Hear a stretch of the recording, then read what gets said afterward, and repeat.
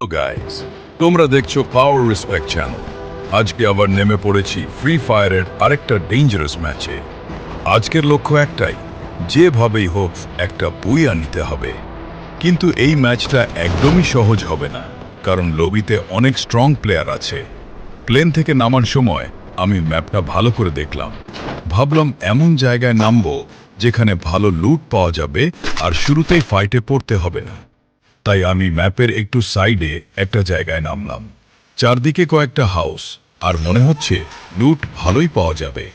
নামার সাথে সাথেই আমি দ্রুত একটা গান খুঁজতে লাগলাম, কারণ ফ্রি ফায়ারে শুরুতেই গান না পেলে এনিমি এসে শেষ করে দেবে। কিছুক্ষণ খোঁজার পর অবশেষে একটা ভালো গান আর হেলমেট পেয়ে গেলাম। তখন একটু কনফিডেন্স ফিরে এলো। ঠিক তখনই হঠাৎ সামনে একটা এনিমিকে দেখতে পেলাম। সে আমাকে দেখে পালানোর চেষ্টা করছে। আমি চুপচাপ কভার নিয়ে এইম করলাম, তারপর কয়েকটা শট দিলাম। এনিমিটা প্যানিক করে দৌড়াতে লাগলো, কিন্তু শেষ পর্যন্ত নক হয়ে গেল। ম্যাচের প্রথম কিল। এরপর সার্কেল ছোট হতে শুরু করলো। আমি সেফ জোনের দিকে এগোতে লাগলাম, কিন্তু মাঝপথে আরেকটা স্কোয়াডের সাথে ফাইট হয়ে গেল। চারদিকে গুলির শব্দ। মনে হচ্ছিল সিচুয়েশন খুব ডেঞ্জারাস হয়ে যাচ্ছে। আমি একটা ওয়ালের পিছনে কভার নিয়ে স্ট্র্যাটেজি করে ফাইট দিলাম। একজন এনিমিকে নক করলাম, তারপর আরেকজনকে হেডশট দিলাম। ধীরে ধীরে পুরো স্কোয়াডটাকে শেষ করে দিলাম। এখন মনে হচ্ছে ম্যাচটা জেতার চান্স আছে। এখন গেমের শেষের দিক।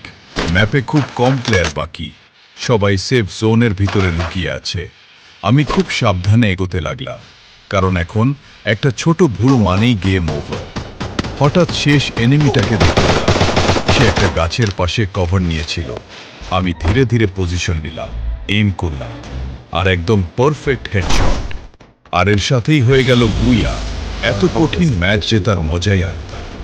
ভিডিওটা যদি ভালো লাগে তাহলে অবশ্যই লাইক করো, কমেন্ট করে বলো নেক্সটে কোনো গেম প্লে দেখতে চাও, আর সাবস্ক্রাইব করো পাওয়ার রেসপেক্ট চ্যানেলটাকে।